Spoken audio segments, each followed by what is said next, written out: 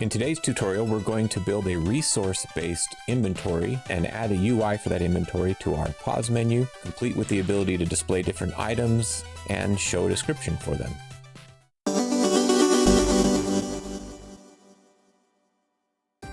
Hi, my name is Michael, and welcome to my 2D action and adventure RPG tutorial series.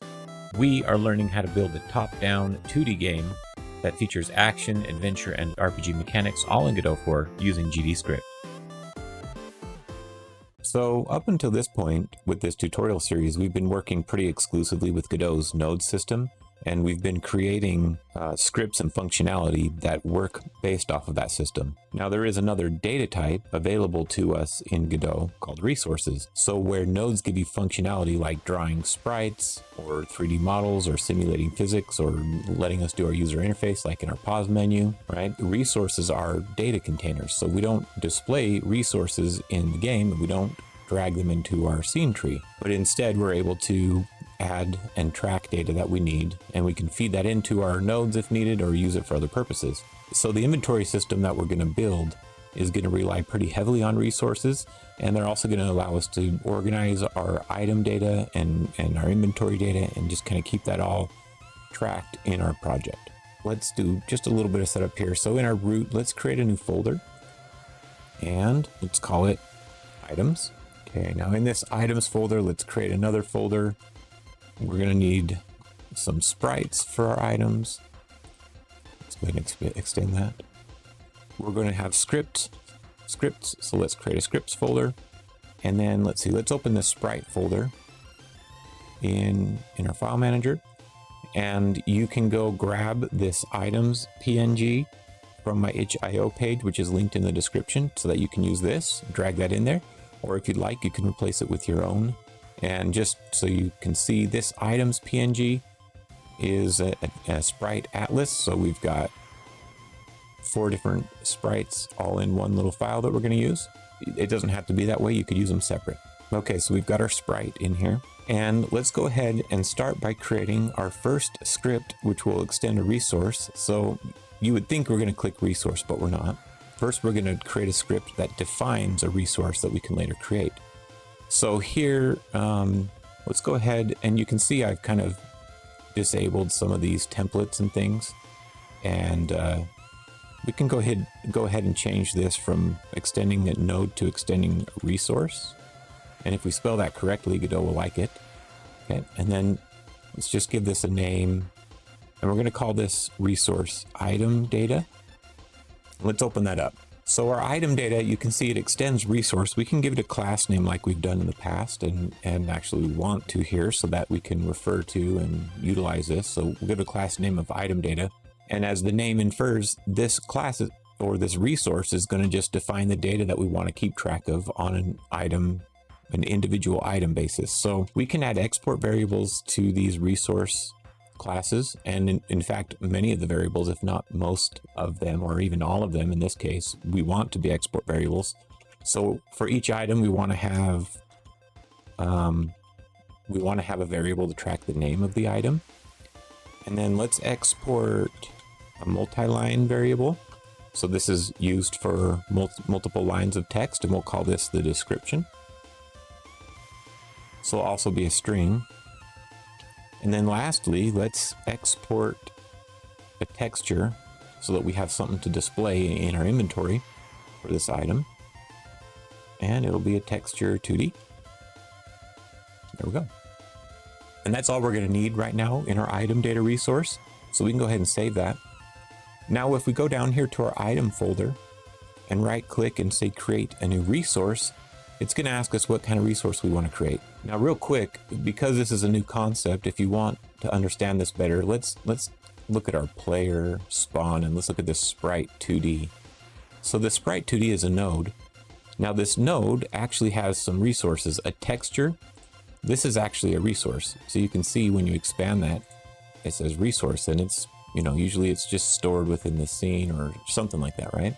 So when we're creating a resource here, then we're just creating like a text file that defines one of those. And because we have this item data, if we type that into our search, you can see item data is a resource type that we can select. So let's select that. And yep, we'll save it right here. Let's give this a name. We're going to create 3 item resources. So let's start by creating a gem. And I'm actually just going to duplicate that 2 times. So the next one we'll call potion. And then one more, we'll call it a stone. Okay, so let's go into our, if you double click one of these resources, it'll open it in the inspector over here. So you can see we've got the gem resource. Let's go ahead and give it a name of gem. And then we can give it a description. And then we want to give it a texture. Now, if you had a texture, you could just drag it in here. But you can see that this texture's got the 4 different items all in one. So we don't want to use a regular texture in that case. If you only had a single item sprite in that texture, you could do that. So let's, instead of doing that, let's expand texture here, and let's say that we want an atlas texture, new atlas texture. Okay, now when we expand that, we can drag our item onto the atlas, and then we can edit the region. And so if you zoom in here, you could kind of define where the texture is on there. And that's fairly easy to do. I'm gonna go ahead and you would want to turn snap to pixel on, I guess, if you did this, and go ahead and close. I actually know that each piece of this atlas is 32 by 32 pixels, so I'm just going to type that in manually there to get that precise, because I don't want to have any scaling issues or anything weird. Okay, so there we go. We've got our atlas texture set up for that, for our gem. So now our gem has a name, a description, and a texture. Let's go ahead and I'm going to do the same for the potion and the stone. Oh, double click.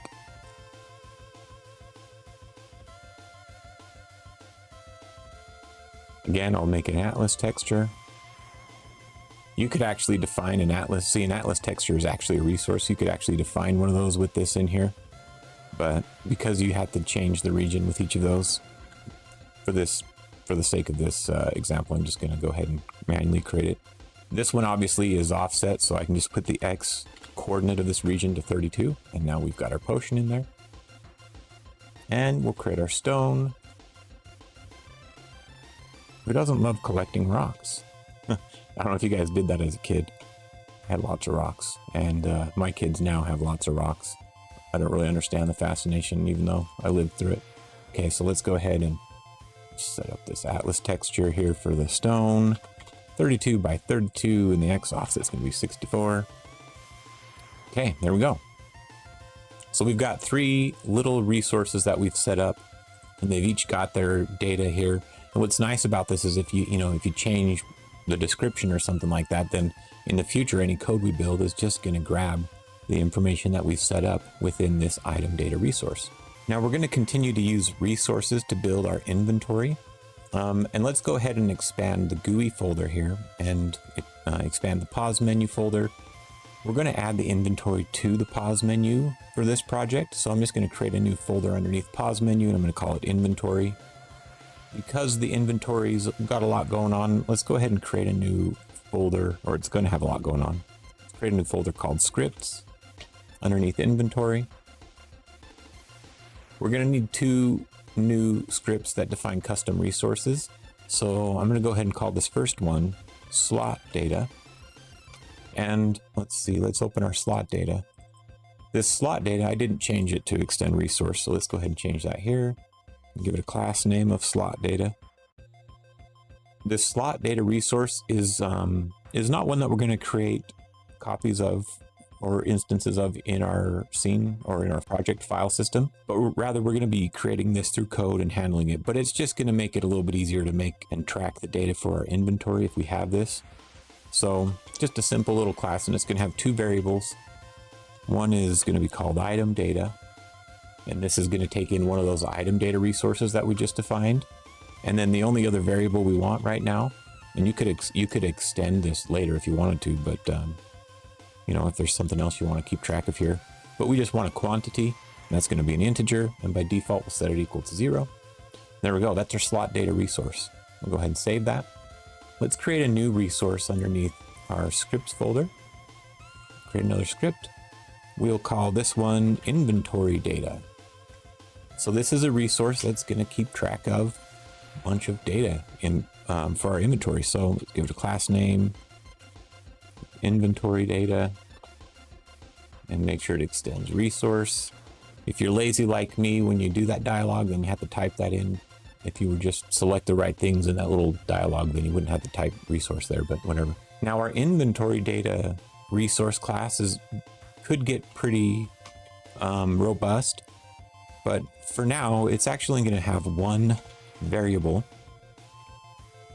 Export variable, we're going to call this slots, and this is going to be an array of slot data resources, okay? We're not going to define the size or anything. Now, another thing that's really cool that we're not going to do a whole lot with today, but you can actually add functions. So let's just go ahead and add an example of a function, and we'll flesh this out in the next tutorial actually, but we could say we want to add an item.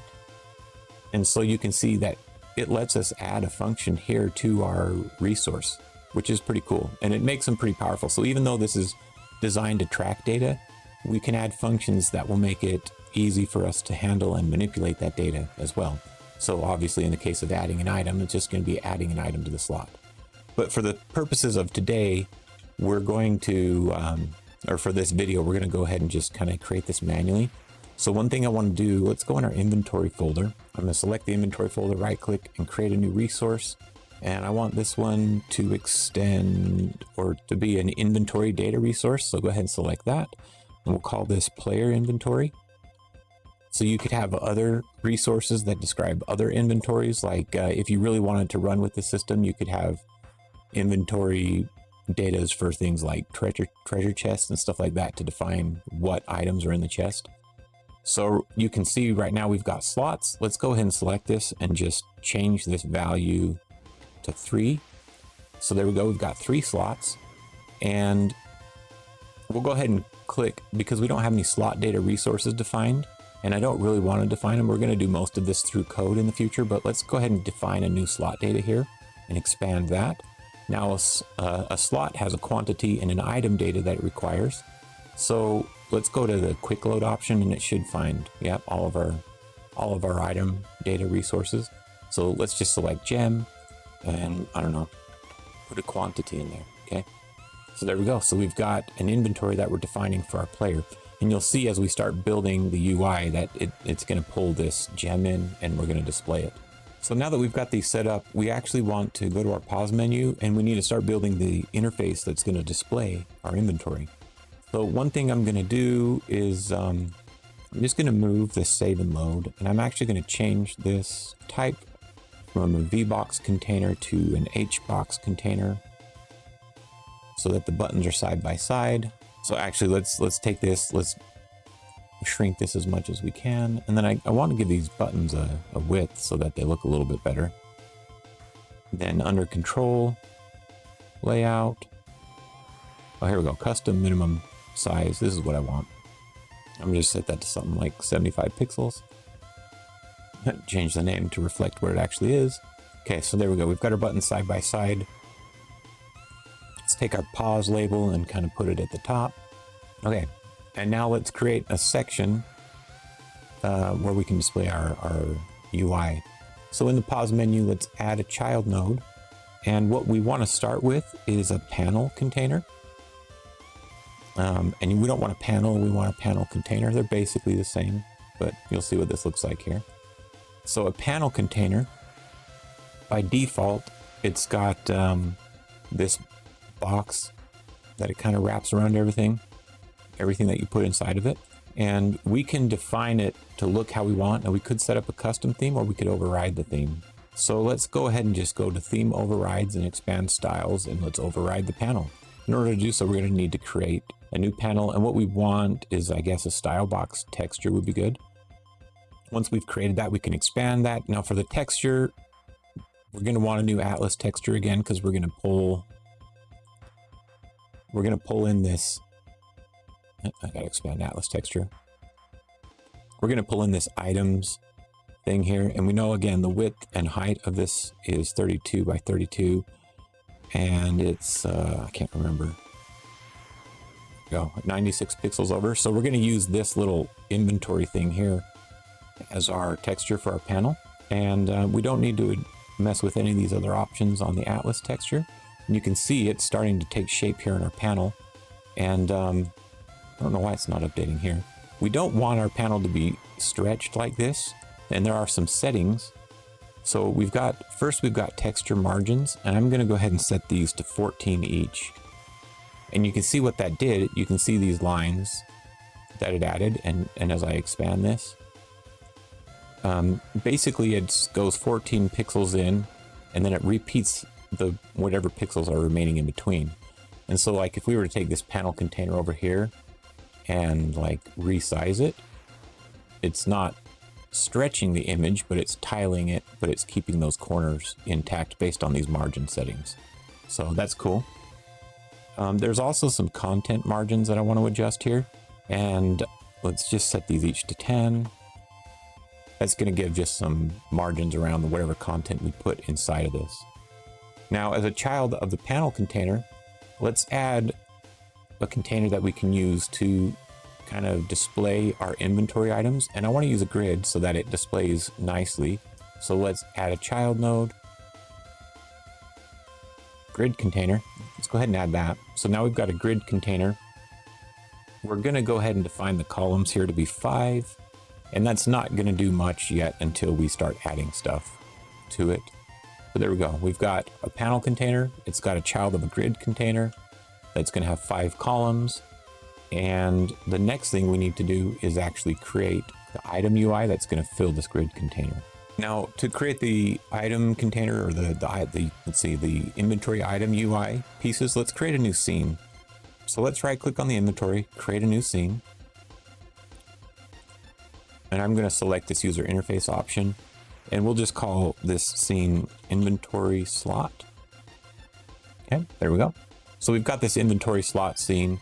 And let's change this type. Actually, it is kind of correct, but let's change it to a button, because each of our inventory items is going to be a button so that the player can select and click on them and things like that. Okay, so inventory slot, it's now a button, and this button is going to consist of 2 elements. It's really funny here because of the order we did that. Let's go to the layout, transform. I'm going to reset the transform size right down here. Okay. So now it's back to being kind of like a little square thing. So within our button, and just so that we can see it, let's add some text. There we go, item. We're going to change that. I want to go ahead and, because of the order we did that, we kind of screwed it up. Let's make sure the anchor preset's top left. Okay, now our button, we're actually not going to put text on the button like that, but instead we're going to put a texture in there. So let's add a texture rect node, and by default, let's go ahead and set this up to have an image texture. Actually, not an image texture. What am I doing? We want an atlas texture, like we've been doing up until this point. Let's drag that in there. Make sure we configure it. There we go. So now we've got our nice little gem icon. Now let's set the minimum width and height of this. So go down to your control layout, custom minimum size. Let's set it to 32 by 32. I'm gonna go ahead and remove this text. And I guess this custom minimum size isn't gonna work how I want. You'll notice it's kind of sizing to content. Let's go underneath transform. This we want to change to 32 by 32. Okay. Now our texture rect here, this is also scaling kind of funny. So one thing that we want to do, we want to keep size of this. We're going to select keep centered on the stretch mode. Okay, there we go. That's starting to look better. Because if we do that wrong, it's going to, you noticed before, like this was scaled up a little bit. We don't want to do that. I mean, you might want to for other things, but for the sake of our pixel art style, we don't want to scale it. So now that that's set, I do want to go to the transform and set this to 32 by 32 as well.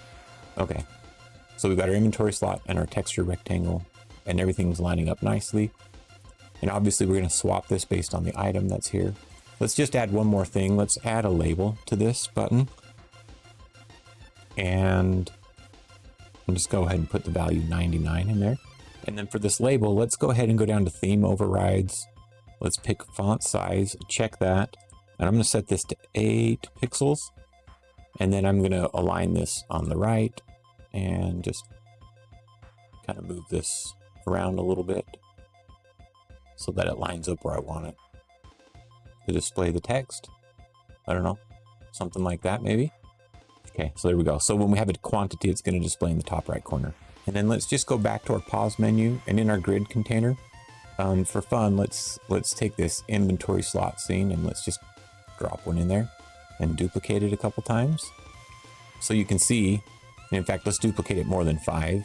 There we go. Since we set our grid to 5 columns, it's just repeating and wrapping on the line below. Perfect. That's exactly what we want. So let's just go ahead and run our game real quick. Now that we've built this little inventory. Uh-oh. What did we do here? We've got an issue. Okay. It looks like I changed the name of something and we didn't change it in here. So we changed that VBox container to an HBox container. Remember we did that right here? We didn't update the onReady, so I think that was the only issue we had there. Let's run it again. Okay, so now when we pause our game, we've got these buttons here, right? And I expected the up and down to be able to find them, but it's not. But you can see I can click on them.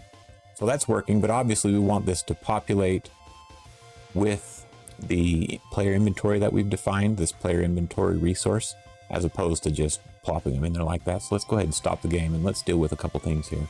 Now I'm going to go here to our 2D view and just take a look at this for a second. So we actually have a little problem. When we were running that, you noticed I couldn't use, well, you could, maybe you didn't notice this, but I wasn't able to use my keyboard controls to move like from selecting on save and load up to the inventory. And there's a reason why, and that's because while both of these are valid UI items, their parent is this canvas layer, and the canvas layer doesn't know how to handle the mouse cursor moving. So in order to make this seamless and easy, you know, we could add some code, like if you hit up, then it goes up to this next thing, but there's a better solution, I think. So in the pause menu, I'm just going to add a simple control. I'm going to drag all of these items underneath the control. And obviously that messed a little bit up. We just need to go to our, select our control and select this anchor thing and make it a full rect. Okay, that fixed, fixed a little bit. It also messed some things up. Let's move our label, reorganize our UI here.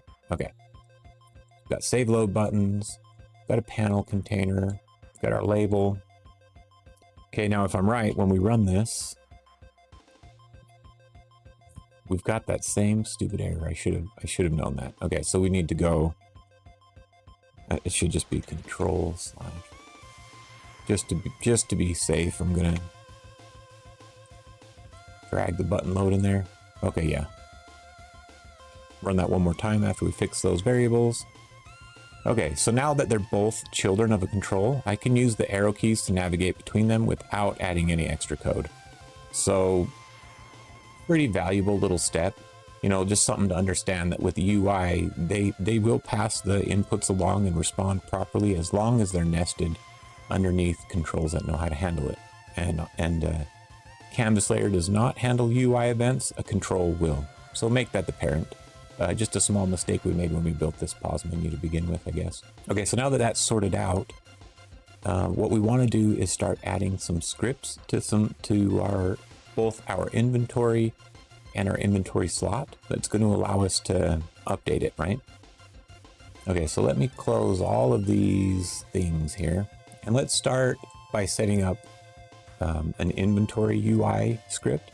So under our scripts here, I'm going to go ahead and create a new one. And like I said, let's call this inventory UI. And let's give it a class name of inventory UI. And it should extend control. Okay, so the first thing that we want in here is we want a reference to this inventory slot scene. We want a reference to that scene file. So I'm going to call that inventory slot. And we're going to use this preload command, and then let's just drag in this inventory slot scene. So it's going to load kind of like a reference to this scene as soon as the script loads, and then we can use that to instantiate more of these as we need them. The next variable we need, we're going to export a variable called data, and this will be of type inventory data. So just like the player inventory data that we set up. And let's see, let's grab a reference to our pause menu. And we don't want it, well, yeah, that's fine. Actually, we can't do that just yet. Let me go ahead and save that. Before we do that, you noticed it just was like, had a dot. It didn't know where to reference it. So what we want to do is we want to take our inventory UI and let's just drag it. Let's drag it onto this grid container. Okay. Okay, now if we drag in our pause menu to get a reference to it, you can see that it just went up 3 levels. Let's just add an onReady function. I always say onReady. It's just not what they call it in Godot, but whatever. Let's go ahead and create 2 functions that we're going to need. So in order to make our inventory functional, we're going to need a way to be able to clear it so that we can get rid of the old items that are there, and then a way to update it so we can display the new ones. So let's start with clearing the inventory, and we'll just call this function clear inventory. And this is going to be pretty simple. We're just going to go for C and get children. So we're just going to get all the children, loop through them, and we're going to queue free those. And that's it. So then whenever this runs, it's going to take each of these inventory slots or any that we've added via script, and it's just going to delete them. Okay. And then let's handle adding items back in. So let's call this one update inventory. And let's do this. So let's go to, we're going to have access to our inventory data. So let's go for s in data.slots, right? Because we've got, remember, let's just refresh our memory. This inventory data has slots. So we're going to go over all those slots and we're going to do a couple things. Now let's actually talk about what this update inventory function needs to do real quick before we code it all up. So first it needs to create one of these buttons and then add it to the grid container. And then it also needs to assign some slot data to each of those. So we're going to have to handle this in multiple steps. So let's just start by instantiating these slots. So we'll just say, let's create a new variable each iteration of this loop. So we'll make a new slot and it's going to equal, so we create that inventory slot reference dot instantiate. So it's going to create a new instance of that inventory slot. And then there's a function we can call called add child, and we'll just say add new slot, and that's going to add, it's going to take this new slot and make it a child of, you know, whoever's running the script, which is the grid container. And once this is all said and done, I actually want to probably grab the focus of the inventory instead of the save and load buttons. You don't have to do this, but I'm going to go ahead and do this. So I'm going to say get child, and this just gets one of these children based off an index. So if we do 0, it's going to be the first one. And then we'll do grab focus. Okay. Now, update inventory, clear inventory, they're not being called anywhere. So let's hook that up real quick. In order to do so, let's go to our pause menu. I think the best way to hook these up is to use some signals. So in our pause menu script, let's add 2 signals. We want a signal for shown and a signal for hidden. And then I guess let's go, we've got a show pause menu and a hide pause menu function, right? So under show pause menu at the end, let's just go shown.emit. And then likewise under hide, we'll go hidden.emit. Okay, so anytime we show or hide the pause menu, we've now got some signals we can listen to. And while we're here, we were grabbing the focus of this button. I'm gonna go ahead and remove that line because I don't want to grab the focus of the save button. Instead, I want to grab the focus, like we're doing here, of the inventory. So let's connect to those signals. Because we grabbed a reference to our pause menu, we can just go ahead and connect to those here. So let's go pause menu dot.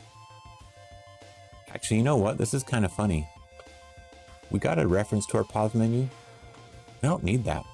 Okay, let's be a little bit smarter. Our pause menu is an auto load, right? and it's called pause menu. There we go. Easy. So pause menu dot shown dot connect, and then let's just call our update inventory function whenever the menu is shown, and then likewise let's go pause menu dot hidden, connect that, and this one should be clear inventory. And then because we've got, let's look at real quick, because we've got these dummy items in here, which is kind of good so that we can see what it's going to look like. We want to go back to our script, and actually when we run the game, we want to clear the inventory to begin with so that we start with a clean slate. We'll get rid of all those things. Okay, so let's go ahead and run this and just see how far that got us. So when we hit pause, we should get an error. And actually that's pretty obvious why. To me anyways. So we defined in our grid container a data and we left it empty. So let's go in here and let's just find our player inventory. There we go. Now if we run it and hit pause, okay. So what did it do? We got 3 items here. It auto-focused them, which is nice. And it put 3 in. It didn't update them because we haven't handled that. We haven't handled the actual items yet, but it did create 3. The reason it created 3 is because if you recall in our player inventory resource, we just gave it 3 slots. So if I were to change this to 10, and now we've got 10 slots in there. Now when we run it, there we go. We've got 10 items in our inventory. Okay. So let's handle it so that it actually puts the appropriate item in there based off of what's in the inventory. So I'm going to close this. Now we've added a slot data. We've added 1 slot data here for a gem. So that should be the only item that we have showing initially.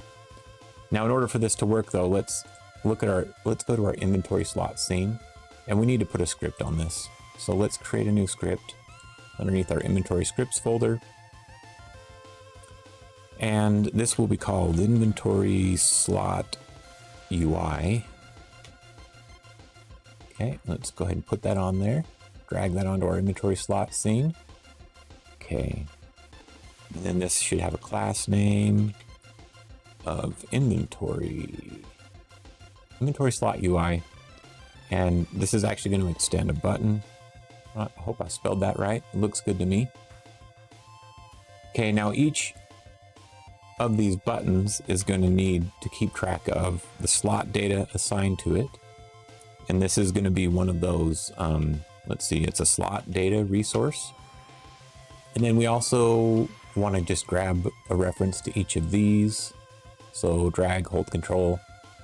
There, now we've got a reference to our texture. And I'm going to just change, I'm just going to remove the rect. Okay, so on ready, the texture and the label, we've got reference to those so we can update them. Let's make a ready function here. So we want to make use of that. So first we want to get our texture. And you know what? Maybe we should leave the texture rect on there. That makes a little bit more sense. But it's not texture. Okay, so we're getting the texture of our texture rect. And let's set it to null. Let's get rid of it. Okay. And then let's also take the label text and get rid of that. Because if you recall, when we ran it, it was saying 99. But we need a function in here to allow us to set this slot data. And so let's go ahead and create that. Okay, so this function is going to be called set slot data. And it's going to take in a value of type slot data. Okay, so what are we going to do? First, let's set our slot data to the value that we pass in. And then we want to allow for null values, right? So we want some slots to be able to be empty, and that would be a null. So if the slot data is null, then we'll just return. I'm not going to do anything. Otherwise, we're going to update our texture rect. So we'll go texture rect.texture, and we're going to set that equal to the slot data dot item data, because remember the texture isn't in the slot, it's in the item dot texture. And then we're also going to take our label and update the text, and this is the label for the quantity. So we need to use this string. We're going to convert the slot data, not slot data dot quantity. convert that to a string and plop that in the label. Okay, and actually one last thing, I want to actually use this as a setter function. So on the slot data, we did this previously, and there's a couple ways to do it, but we'll just do another colon and then set equals set slot data. So that's just going to say whenever we set it, call this function. Go back to our inventory UI script. We just need to add one little bit here. So as we're adding each of these slots to the inventory, let's go new slot dot slot data equals s, because that's what our slots are, right? Each of these are slot data. So because we're setting that, it's going to call this function, and it should update everything. So run the project, cross our fingers. There we go. We got 10 slots because that's how many we put in there, and one of them, the first one, was a gem. Let's go ahead and manipulate this player inventory just a little bit. So let's go to, like, you could just do it at random. I'm just going to pick slot 4, make a new slot data, and I'm going to load in the potion, and I'm going to say they have 2, and then pick another slot, make a slot data. Let's grab the stone resource and pick a random quantity. Now when we run the game, look at our menu. There we go. We've got those items in there. Okay, so now that we've got mostly working inventory kind of UI here, let's do one thing. If you recall, when we were setting up each of our item datas, we provided a description field. And I'd like to be able to display that in our inventory and update it as we hover or highlight or select a different item. So here in our pause menu, let's go ahead and just maybe take this label and duplicate it. And let's rename this label to item description. And let's see, let's put in, let's actually grab, I'm going to grab the potion item description. Copy that. Come back to our item description label and just put that in the text field, just to kind of help give us a preview of what we're doing here. Now that's pretty big. I don't want the text to be that large. So let's go to our theme overrides for this label. Click on the font sizes and pick a font size that looks okay. I'm going to go with 10, I guess. In the future, I think you could replace this font with one that works better for Pixel, if that's what you're going to stick with. I'm going to resize this container. I want to set the alignment on it to centered, I think. I mean, you could do whatever you want here.